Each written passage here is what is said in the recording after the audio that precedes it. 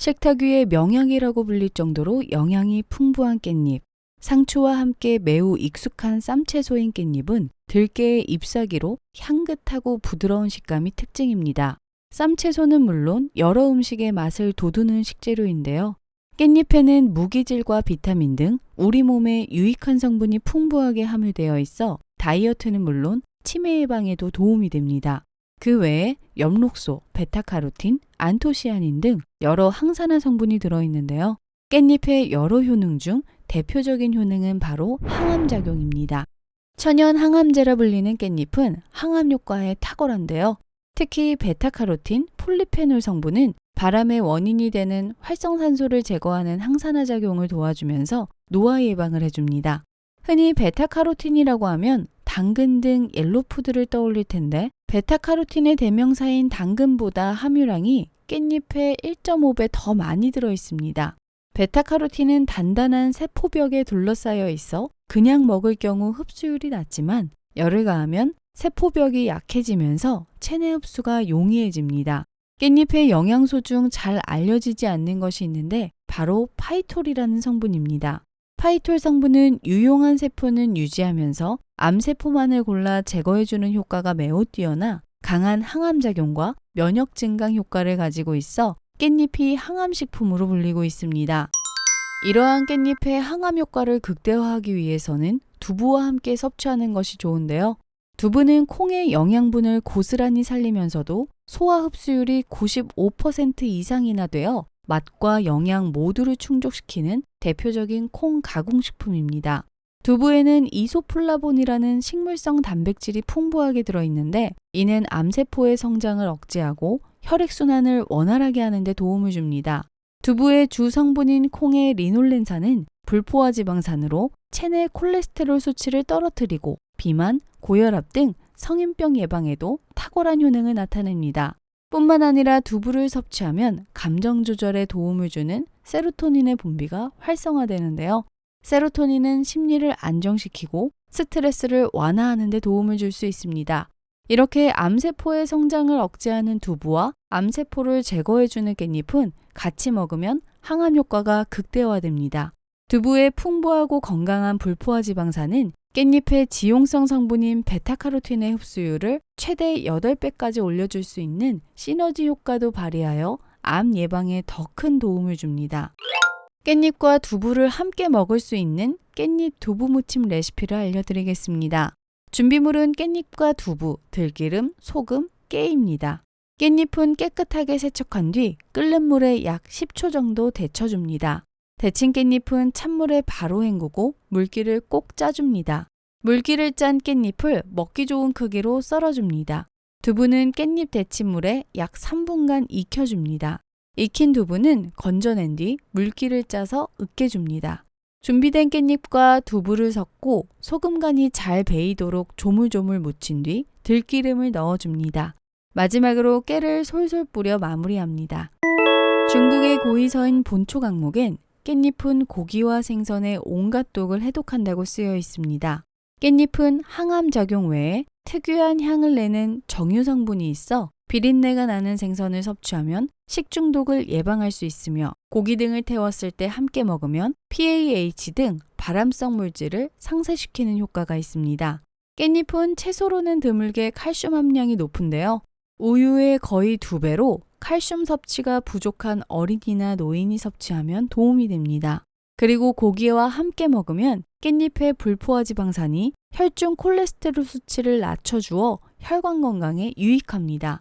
비타민 A와 C 성분이 풍부하게 함유되어 있어 피부의 탄력을 높여 주름 개선에 효과적인 미백 화장품의 원료로도 사용합니다. 아침 식사는 밤사이 긴 공복을 채우는 하루의 첫 끼니입니다.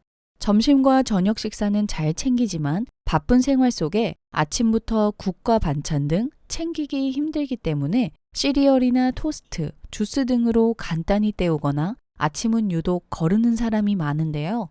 아침은 황제처럼, 점심은 평민처럼, 저녁은 거지처럼 먹어라 라는 말이 있듯이 아침 식사는 하루 3끼 중에 가장 중요합니다. 아침 식사가 중요한 이유는 아침밥을 거르면 에너지가 부족해져 활동을 대비한 우리 신체의 준비가 불충분해지고 포도당을 가장 많이 필요로 하는 뇌 활동이 떨어져서 지적 활동이 둔해질 수밖에 없기 때문입니다. 또한 점심과 저녁을 과식하게 되어 지방이나 탄수화물 등의 영양소를 축적시켜 비만이 될 수 있으며 혈당을 낮추는 인슐린 호르몬의 기능을 저하시켜 당뇨병 발생률이 높아지게 됩니다. 수면 부족과 업무에 지친 직장인들은 시간을 내어 손수 아침밥을 차려 먹기 어렵습니다. 그렇다 보니 아침 식사를 거르거나 공복감만 없애기 위해 가볍게 끼니를 때우거나 긴 공복을 가지고 하루 첫 끼니로 아점이나 점심으로 시작할 수도 있죠. 하지만 공복을 피하기 위해 아무거나 먹으면 오히려 건강을 해치면서 독이 될 수 있는 음식들도 있습니다. 이번 시간에는 아침 공복에 피해야 할 음식을 알려드리겠습니다. 첫 번째로는 커피입니다. 아침 기상 직후 빈속에 커피를 마시는 경우가 있습니다. 직장인에게 커피는 출근길에 졸음을 확 깨주는 장점은 있지만 위 점막에는 최악입니다. 공복에 커피를 마시게 되면 커피의 카페인 성분으로 위산 분비가 증가해서 위의 산도가 높아지게 되고 그로 인해 위벽이 약한 사람들은 하루 종일 속쓰림과 소화불량에 시달릴 수 있습니다. 위염이나 역류성 식도염이 있으신 분들은 아침부터 모닝커피를 마실 경우 하루 종일 굉장한 속쓰림을 느끼게 합니다. 특히 이런 분들은 아침 공복 모닝커피를 피하시고 어느 정도 음식을 먹은 후 후식으로 30분에서 1시간 뒤에 마시는 게 좋습니다. 두 번째로는 고구마입니다. 많은 분들이 의외라고 생각할 수도 있겠지만 식사 대용이자 다이어트 식품으로 간단한 아침 식사로 많은 인기를 누리고 있는 고구마는 가급적 아침 공복엔 먹지 않는 것이 좋다고 합니다. 그것은 고구마에 함유된 타닌과 악효질 성분이 위벽을 자극해 위산이 많이 분비되어 속쓰림을 유발할 수 있기 때문입니다. 또한 단맛이 강해 당뇨병 환자가 빈속에 고구마를 먹을 경우 혈당이 아주 급격하게 오를 수 있기 때문에 고구마는 식사 후 2시간 뒤에 간식 정도로 드시는 게 좋습니다. 세 번째로는 우유입니다. 시간이 없을 때 아침 식사 대신 그냥 우유 한 잔으로 때우는 경우가 많습니다. 자녀들 아침 식사로 빈속에 나가기 그러니 우유 한 잔이라도 먹고 가라고 우유를 챙겨서 보내는 경우가 많으실 겁니다. 그러나 공복에 우유를 먹게 되면 우유에 들어있는 칼슘과 카제인이라는 단백질 성분이 위산 분비를 촉진시켜 위벽을 자극해 큰 무리를 줄 수 있습니다. 더불어 빈속에 마신 우유는 위장의 연동 운동을 빨라지게 하는데 위장의 연동 운동이 빨라지면 우유의 영양 성분이 체내에 흡수되기 전에 대장으로 빠져나가 열량으로 전환됩니다. 따라서 우유의 영양분을 제대로 흡수하려면 공복보다는 식사 후에 마시거나 견과류나 빵, 시리얼 등과 함께 먹는 것이 좋습니다. 그 다음으로는 바나나입니다. 간단한 아침 대용으로 손쉽게 선택하고 있는 바나나는 마그네슘이 아주 풍부하게 들어 있습니다. 하지만 빈속에 바나나를 먹게 되면 혈액의 마그네슘 수치가 높아지면서 혈관 속 칼륨과 불균형을 초래하게 되고 이것이 심혈관에 무리를 줄 수 있습니다. 또한 바나나 속 마그네슘은 근육의 긴장을 이완시켜 주어 수면에 효과가 있기 때문에 바나나는 저녁 식사 후에 드시는 것이 몸에 최고로 좋습니다. 영양학자인 달리 지오프리 박사는 아침에 다른 음식 없이 바나나만 먹는 것은 바나나의 장점까지 잃어버릴 수 있다며 다른 음식들을 적절히 곁들이면 된다고 강조했는데요.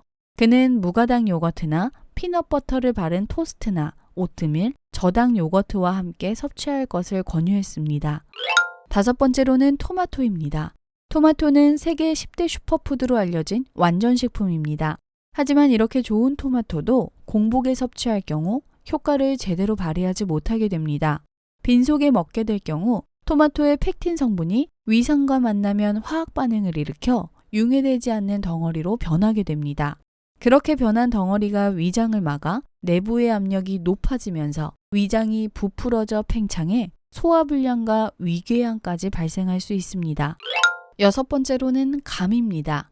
감에는 펙틴, 타닌이 풍부한데 이 성분들이 위산과 결합하면 화학 반응을 일으키며 단단한 위석을 만들 수 있습니다.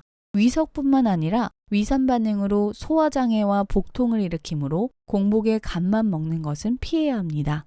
마지막으로는 산도 높은 과일들입니다. 귤과 오렌지, 자몽, 레몬과 같은 산도 높은 과일은 모두 공복에 먹으면 안 됩니다. 새콤한 과일에는 유기산, 주석산, 구연산 등 다양한 산 성분이 들어있는데 공복엔 이미 위산이 많이 분비된 상태로 이러한 산성 음식을 먹으면 위에서 이들이 합쳐져 위 점막을 강하게 자극합니다. 자극이 지속되면 위 점막에 상처가 생기고 손상돼 위염이나 식도염 등 여러 위장질환 발병 위험이 커져 좋지 않습니다. 아침 공복에 건강을 챙기기 위해 무심코 먹었던 음식인데 알고 보니 몸에 좋지 않은 음식들을 알아보았습니다. 공복에는 주로 신맛이 나는 과일이나 위산을 과다하게 분비시키는 식품을 피해야 합니다. 공복 상태에서 자극이 되는 식품을 단독으로 섭취하기보다 위에 자극을 적게 주는 식품과 병행해 섭취하는 것이 좋습니다. 체질과 건강 상태에 따라 달라지겠지만 필요한 음식을 제때에 맞춰 섭취하는 건강한 식습관을 가지시길 바랍니다.